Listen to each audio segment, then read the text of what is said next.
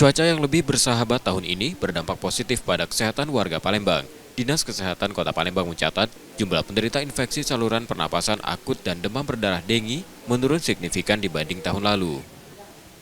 Data Dinas Kesehatan menunjukkan rata-rata kasus ISPA yang ditangani puskesmas di Palembang hanya berkisar 5 hingga 10 orang per hari.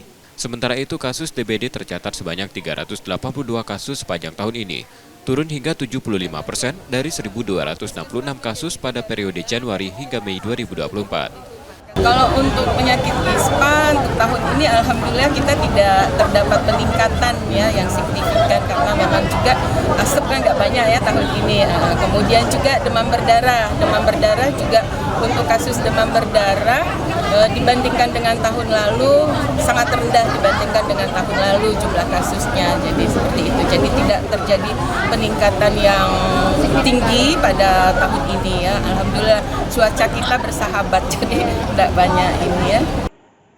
Meski angka kasus menurun, Dinas Kesehatan tetap mengimbau masyarakat untuk menjaga kesehatan dan segera memeriksakan diri ke puskesmas jika mengalami gejala penyakit.